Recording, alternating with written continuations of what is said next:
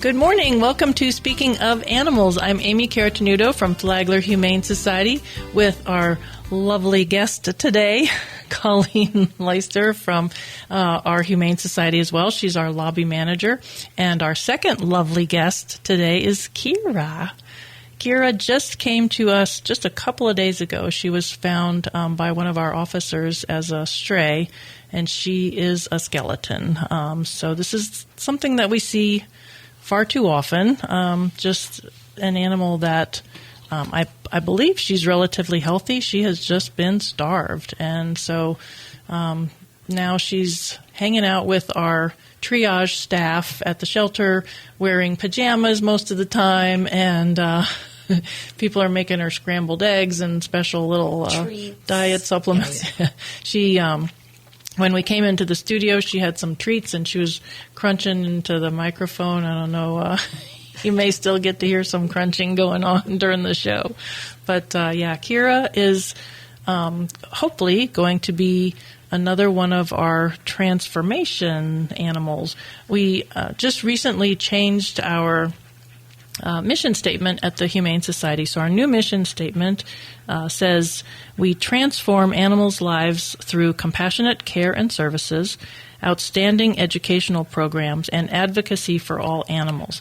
And so Kira is hopefully going to be a perfect example of one of our transformations. And Colleen and I were talking about some of the transformations that we've had just, at the shelter all the time, but I know one of your favorite ones, Colleen, was Dudley. Yes, Dudley. He was a puppy that was brought in. I remember it exactly. A young girl came in and said, I found a dog in a field and I can't get him out of my car. He won't walk. So I went outside and picked him up and put him down, and he collapsed. And through, thankfully, Amy, your help at the shelter, we got him x-rayed, and both of his elbows had been smashed. So he wasn't able to support himself on his front legs. Just awful situation. Mm-hmm. And again, thanks to the shelter, we got him to see some orthopedic doctors. He actually went and saw 3 who said he's young enough and it could fuse together and he could live a normal life. So a nice person down at Waterside Pools fell in love with him. Her name is Donna, and she adopted him, and he has been with her 3 years now. Aww. And not only does he have a home, but he swims, he does agility. Wow. And he has a buddy named Destro that he lives with, and another buddy named George, and they tear it up, and he goes on puppy play dates, and he's literally living his best life. Wow. And that recovery took more than months, years, I think. Just about a year, yeah. Because I know the whole time he was at the shelter, he really couldn't really walk normally at all. No, so it was once he got home with Donna that, good thing they have a pool, right? I think that was aquatherapy worked miracles. Yay. And the orthopedic surgeon said that would happen. It would take some time. Best case scenario for him is they fused straight as opposed to fusing bent. So he's able, you'd never guess. He runs around with just like any normal dog. That's so cool. Yeah. That's really cool because I remember too, he just looked so pitiful. You just don't know that it's too bad we can't see into the future and know, because he was so sad at first. It was just heartbreaking. And 3 months old, so he was very young. So he either suffered a fall or something slammed on him to do that to both elbows. Wow. So that's one of many transformations. I know recently we had a dog that had an emotional transformation. My Luna, my favorite, she was my favorite for a little while. She came into us from another county. It was a case where it was a homeless woman that had 30 dogs somehow on property. And the woman fell ill and wasn't able to keep her animals at all. She had to go into the hospital, and animal control from that county collected the animals, but there were 4 that they could not catch. These 4 were so wild, and some great volunteers from that area got the dogs rescued them through, humane trapping. And they brought them to us just because they had already saturated every other animal control agency in anywhere near them, even though this was several hours away. So they brought the most scared ones to us. They lived in my office for a while, and, one by one, they started to become more socialized. They got, 3 of them got adopted within, I don't know, maybe 3 weeks. Yeah. It's amazing to see that transformation, to see them, the trust build after everything they've been through. So, it did take a little bit. It took a little bit. And then the last one, named Luna, she was mostly black, but had really pretty, sort of silvery shoulders, and breed, who knows? She looked like an Egyptian dog. There we go. You'd see on hieroglyphics. She was kind of a unique, very for sure. Exotic. Yes. Very exotic.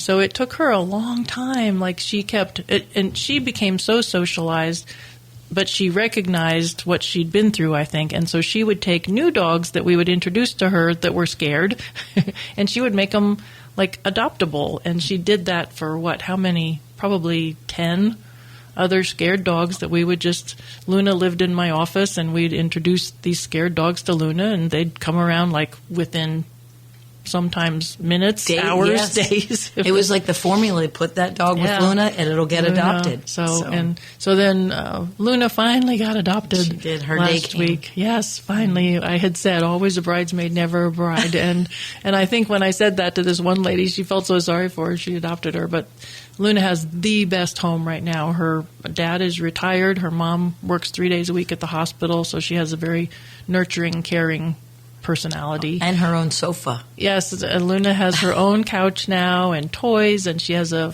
friend that's a shepherd, and they play. And so Luna's life was definitely transformed. So that's another one of our happy stories. Yes. And there's one also recently, I would definitely like to clarify. There's been a lot of rumors about this dog. There was a dog that had been hit in the rump with birdshot. We never were able to find out who hurt the dog, but we came under fire for people thought that we didn't get the birdshot removed fast enough, but you don't remove birdshot. Birdshot it takes much more out of the animal if you're going in to get 20 little pellets out of them than just leaving the pellets in there. And this dog, we named her Brooke, and she lived in the admin area of the shelter, and she did great. And, who knows who really hurt her. We never did learn that. But Brooke was adopted within 18 days of being at the shelter. Yes. She was another one that made a lot of friends while she was at the shelter, and now her parents bring her in to visit all the time. All the time. In fact, they were so thankful for the care that we took of her. They brought us a statue of a French bulldog in a beret, appropriately. We've named that statue Brooke. Oh. And they were so thankful that they wanted us to have that as a reminder and just to show their appreciation for everything they did. And Brooke is a regular customer now. She comes to nail trim. She comes to visit the officer that rescued her. Mm-hmm. We have multiple videos of them together, and the family's just so thankful for her. And she's so pretty. She's got a little heavy. Happens to the best of us. But that's good living. That's what that is. Good living. Okay. But, we have, we were talking also, there was that hound dog that you were talking about. Yes. What was that one again? A hound dog came in right before Christmas, so we named her appropriately Christmas. She was caught in a rabbit snare, and somebody found her in the woods, and the snare was bone to the bone. And our vet that was off duty came in and removed that snare. And you said she went to where the dog was, right? I didn't. The founder brought it into the shelter, and the vet met us at the shelter and took that snare out immediately. She had been there for days. She was emaciated down to the bone as well. We didn't think she would make it or keep the leg, and she made it. kept the leg, and her name is now Cassie, and she is living the good life with a wonderful home and 3 cat roommates that she goes on leash walks with. And we get to see another regular. I love seeing the animals come back. When they come back to visit. Yeah. Yes, the people. It just totally makes our day when we get visits from our alumni. Yes. So. Well, we are going to talk about some more transformations when we come back from this break.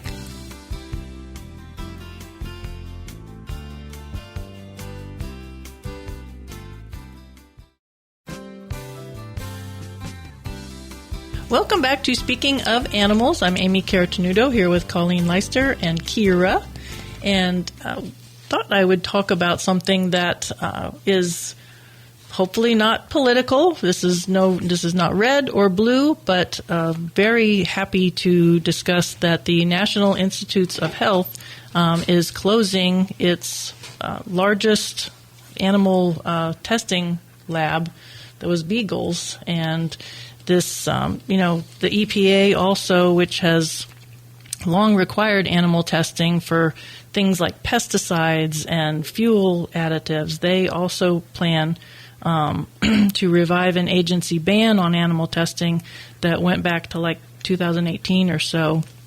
They had set deadlines to reduce animal testing 30% by 2025, which did not happen. Then they were going to eradicate it altogether by 2035.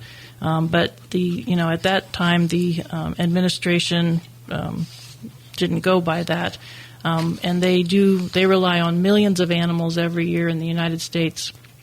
And so we're just so pleased that NIH is closing this lab, the largest lab. This has been a fight for decades. You and I were saying that we both in college wrote reports and did speeches on anti-vivisection, which is animal testing. Yeah, it's way back then. Yeah, and to think like we're finally making progress after all this time. That the largest beagle lab is closing. They were doing tests on like sepsis shock and diabetes, sepsis shock, cutting the vocal cords of the dogs so that they couldn't howl during testing, and it's hard to believe that this kind of stuff was still going on. I don't think the average person realizes how much animal testing has still been going on, right. Whether it's for medical, done in the colleges for medical, or done by companies for the new and improved version of stuff that's been out decades. Shampoos, conditioners, makeup. New and improved. Why? Right. We're done. We don't need any more improvements. New and improved at the risk of animals being tortured. So this is so huge. Read up on it. It's interesting. It's heartbreaking to read what has been done to these animals, but the fact that it's now going to be ending is amazing. Amazing. What a victory. Yes.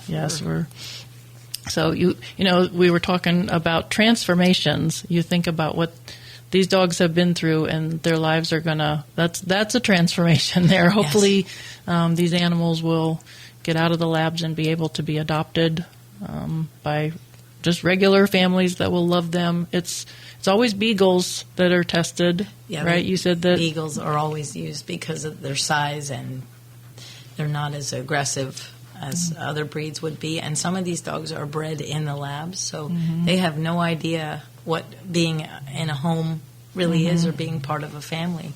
It's so sad that they're bred to live that kind of life and never have a real life. No. Just be tested on over and over and over.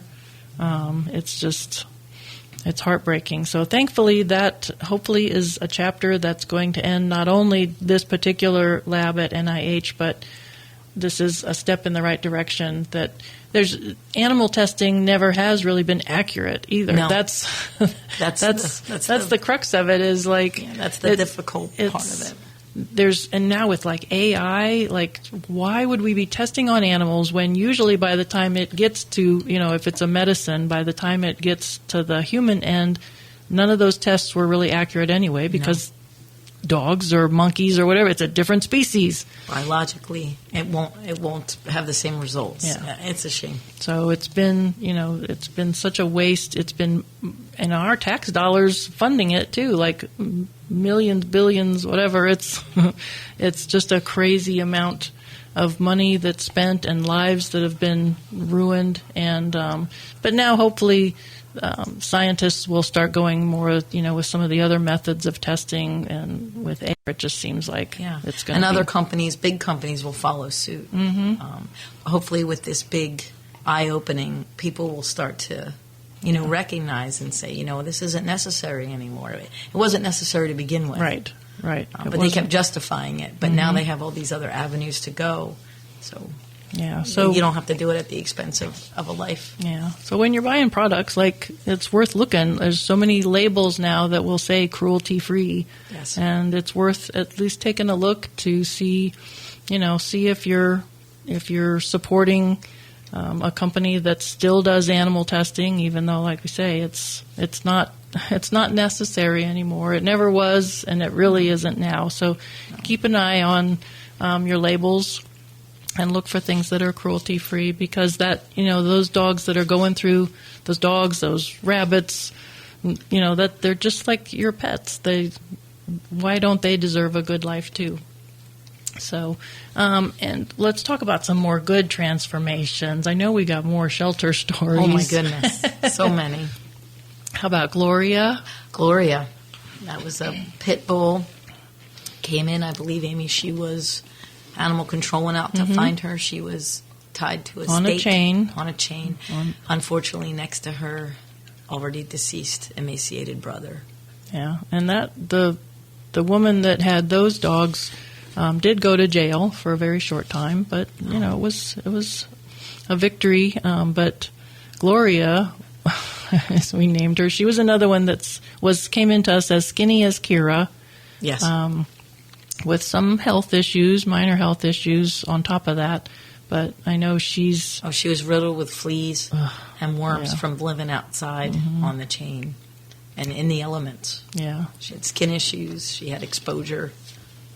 And she ended up becoming like a favorite of our whole medical team. So she was like the medical team mascot for months. Mm-hmm. And she finally got adopted. And another one in a great home that... Now her skinniness is not a problem. It happened again, but that's good living. Yeah, that's good living. That's going to be for you, Kira. Well, we're going to talk more happy transformations when we come back.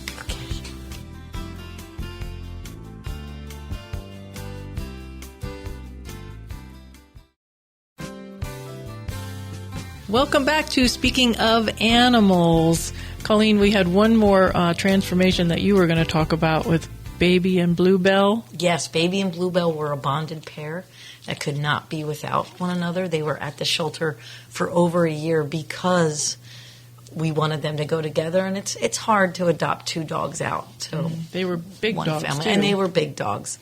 And after a year and the patience and the goodness of the community, we got them a home, and now they're able to live together in a forever home, it's why we do what we do. Exactly. And it is hard with the big dogs. We can get little dogs adopted together quite often, but the big dogs, it's hard. But those two were so bonded. They would get upset if they were apart. We tried maybe, if we separate them just to see how it goes. If one goes out and the other one stays, they were a bonded pair. Yeah, I remember we had a big old celebration when they left. We did. We had a procession out the door for them, and they're doing really, really well. And again, another happy tale. Yeah, we love those. Just perseverance and hanging in there. I tell every animal every day, someday your day's gonna come. Aww. It's gonna come. It could come. Your birthday's gonna come.